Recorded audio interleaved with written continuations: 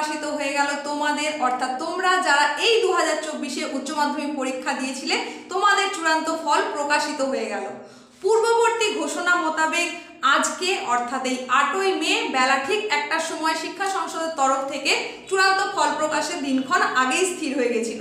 সেই অনুযায়ী ঠিক বেলা 1টার সময় উচ্চ মাধ্যমিক শিক্ষা সংসদের সভাপতি চিরঞ্জীব ভট্টাচার্যের উপস্থাপনায় তোমাদের সেই চূড়ান্ত ফল প্রকাশিত হলো। সেই চূড়ান্ত ফলাফলের একটা ছোট্ট আপডেট সেটাই নিয়ে চলে এসেছি আজকের এই ভিডিওতে তোমাদের জন্য। কেমন হলো এই বছরের পরীক্ষার ফলাফল, কত পার্সেন্টেজ পাস করলো, কোন জেলা সবার থেকে এগিয়ে, র্যাঙ্কেই বা কাদের নাম এগিয়ে আসছে, কোন জেলা সবার আগে রয়েছে, এই সমস্ত তথ্য আজকের ভিডিওতে। তোমাদের এইবারের অর্থাৎ এই 2024-এর উচ্চ মাধ্যমিক পরীক্ষার পরীক্ষার্থীর সংখ্যা মোট ছিল 7,90,000। তার মধ্যে পরীক্ষার মোট দিয়েছিল, পরীক্ষায় বসেছিল 7,55,324 জন, আর সেখানে উত্তীর্ণ হয়েছে 6,79,784 জন। অতএব নিশ্চয়ই বুঝতে পারছো যে এইবারে পাশের হার কিন্তু অনেক বেশি। আর এই কথাটা আমি আগের ভিডিওতেও তোমাদের জানিয়েছিলাম যে এইবারে পাশের সংখ্যা কিন্তু বাড়ছে। হ্যাঁ, এইবারে পাশের হার হয়েছে শতাংশের দিক থেকে 90%। 90% হচ্ছে এই 2024-এর পাশের হার, যেটা কিন্তু গত বছর ছিল 89.25%। অর্থাৎ 2023 সালে 89.25% ছিল, যেটা বেড়ে এইবারে হয়েছে 90%। এই যে তোমাদের ফলাফল, এই ফলাফলটা কিন্তু প্রকাশিত হয়ে গেল তোমাদের পরীক্ষা শেষের 69 দিনের মাথায়। হ্যাঁ, আফটার 69 ডেজ তোমাদের কিন্তু এই রেজাল্টটা আউট হলো। তোমাদের পরীক্ষা শুরু হয়েছিল 16ই ফেব্রুয়ারি আর পরীক্ষা শেষ হয়েছে 29শে ফেব্রুয়ারি। তারপর থেকে ঠিক 69 দিনের মাথায় কিন্তু তোমাদের এই চূড়ান্ত ফল প্রকাশ পেল। এই জায়গায় সব থেকে খুশির খবর যেটা, যে মোট যে পরীক্ষার্থী ছিল সেই মোট পরীক্ষার্থীর যদি মেল ফিমেল রেশিও করা হয়, মানে ছাত্রছাত্রীর যদি রেশিও করা হয়, সেখানে কিন্তু ছাত্রীরা অনেকটাই এগিয়ে। সার্বিক মূল্যায়নের দিক থেকে ছাত্রীরা অনেক এগিয়ে। কত বলো তো? 44:56, মানে টোটাল ছাত্র যদি ধরা হয় তাহলে সেটা হচ্ছে 44, আর টোটাল ছাত্রী যদি ধরা হয় তাহলে সেখানে কিন্তু 56। এটা পাশের হারের দিক থেকে। সুতরাং ছাত্রীরা কিন্তু এগিয়ে চলেছে। এটা উচ্চ মাধ্যমিক শিক্ষা সংসদের সভাপতি চিরঞ্জীব ভট্টাচার্যের কথা অনুসারে গত প্রায় 10-12 বছর আগের এর উল্টোটা ছিল। অর্থাৎ তখন ছেলেদের পার্সেন্টেজটা অনেক বেশি থাকতো পাশের হারের দিক থেকে, আর মেয়েদের পাশের হারটা কিন্তু তুলনায় কম থাকতো, ঠিক রিভাইজড হতো। কিন্তু এখন দেখা যাচ্ছে যে মেয়েরা পাশের হারের দিক থেকে এগিয়ে যাচ্ছে। অবশ্যই এটা একটা ভালো ইঙ্গিত, ভবিষ্যতের জন্য খুব ভালো ইঙ্গিত। জাতির এগিয়ে যাওয়ার জন্য কিন্তু মেয়েরা যদি এগিয়ে আসতে পারে তাহলে কিন্তু সেই সভ্যতার অগ্রগতি অনেকটাই বা সেই বিকাশ সাধনটা অনেক ত্বরান্বিত হতে পারে।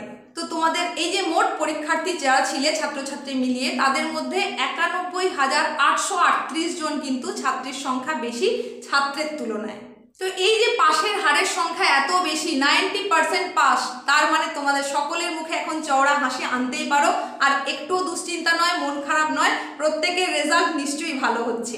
এই জায়গায় তোমাদের বলে রাখি যে মাত্র 4টে রেজাল্ট যেটা কিনা ইনকমপ্লিট বেরিয়েছে।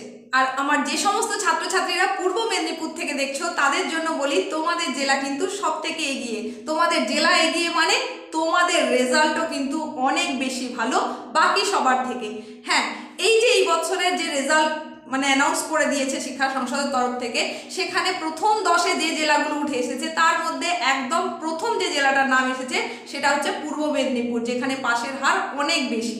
আর দ্বিতীয় স্থান পেয়েছে দক্ষিণ 24 পরগনা, আর তৃতীয় স্থানে এসেছে পশ্চিম মেদিনীপুর জেলা। তো তোমাদের এই যে রেজাল্ট অ্যানাউন্সমেন্ট হলো, সেখানে শিক্ষা সংসদের সভাপতির কথা অনুসারে তোমাদের যে টপ 10 মেধা তালিকা, সেই মেধা তালিকায় যে 10 জন র্যাঙ্ক করেছে, সেই 10 জনের মধ্যে মানে প্রথম 10 র্যাঙ্কের মধ্যে স্থান পেয়েছে 58 জন।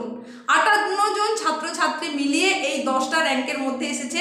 তবে এককভাবে প্রথম, এককভাবে দ্বিতীয় এবং এককভাবে তৃতীয় স্থান পেয়েছে একজন করে, আর বাকিগুলোতে বেশ কিছু জন করে অংশ নিয়েছে। মোট 58 জন 1 থেকে 10-এর মধ্যে র্যাঙ্ক করেছে। তার মধ্যে সব থেকেই র্যাঙ্কের দিক থেকে এগিয়ে রয়েছে হুগলি জেলা। এই হুগলি জেলা থেকে 13 জন র্যাঙ্কের মধ্যে আছে। 1 থেকে 10 র্যাঙ্কের মধ্যে 13 জন হচ্ছে হুগলি জেলা থেকে আছে। আর র্যাঙ্কের দিক থেকে দ্বিতীয় জেলা হচ্ছে বাঁকুড়া, যেখানে 9 জন র্যাঙ্ক করতে পেরেছে এই 1 থেকে 10-এর মধ্যে। আর র্যাঙ্কের দিক থেকে তৃতীয় জেলা হচ্ছে দক্ষিণ 24 পরগনা, যেখান থেকে 7 জন ছাত্রছাত্রী এই 1 থেকে 10 র্যাঙ্কের মধ্যে নিজেদের স্থান করে নিতে পেরেছে। এইবার তোমাদের জানিয়ে দেবো যে এই যে টপ 10, এই টপ 10 এর মধ্যে ফার্স্ট, সেকেন্ড, থার্ড পজিশনে কারা কারা এলো, যারা এককভাবে স্থান দখল করলো তোমাদের এইবারের পরীক্ষায়। হ্যাঁ, তোমাদের এইবারের পরীক্ষায় 500 নম্বরের মধ্যে 496 মার্কস পেয়ে প্রথম স্থান অধিকার করেছে অভিক দাস। এই অভিক দাস আলিপুরদুয়ারের ম্যাক উইলিয়াম হাই স্কুলের ছাত্র, যে প্রথম স্থান অধিকার করেছে 496 মার্কস নিয়ে, যেটা পার্সেন্টেজের দিক থেকে 99.2%। দ্বিতীয় স্থান দখল করেছে নরেন্দ্রপুর রামকৃষ্ণ মিশন হাই স্কুলের সৌম্যদীপ সাহা, যে পেয়েছে 500-র মধ্যে 495 নম্বর। আর তৃতীয় স্থান অধিকার করেছে 500-র মধ্যে 494 নম্বর পেয়ে অভিষেক গুপ্ত। তো এই হলো ফার্স্ট, সেকেন্ড আর থার্ড পজিশনে র্যাঙ্ক করা আমার ছাত্ররা, প্রিয় ছাত্ররা। সেই ছাত্ররাই 1 থেকে 3-এর মধ্যে পজিশন করতে পারলেও ছাত্রীরা এসেছে 4 নম্বর র্যাঙ্কে। তাদের নামটাও জেনে নাও। 4 নম্বর র্যাঙ্কে এসেছে দুজন ছাত্রী, যারা হলো প্রতীচি রায় আর স্নেহা ঘোষ। কোচবিহারের প্রতীচি আর চন্দননগরের স্নেহা ঘোষ, এরা দুজনেই পেয়েছে 493 নম্বর এবং ছাত্রী হিসাবে এরাই 4 নম্বর র্যাঙ্কে এসেছে 98.6% সংগ্রহ করে।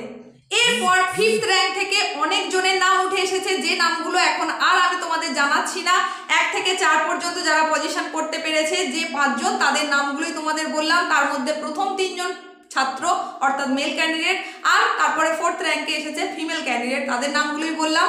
আর কিছু সময় পরে তোমাদেরকে নিজের নিজের রেজাল্টটা দেখে নিতে হবে অনলাইনে, ওয়েবসাইট অ্যাড্রেসে।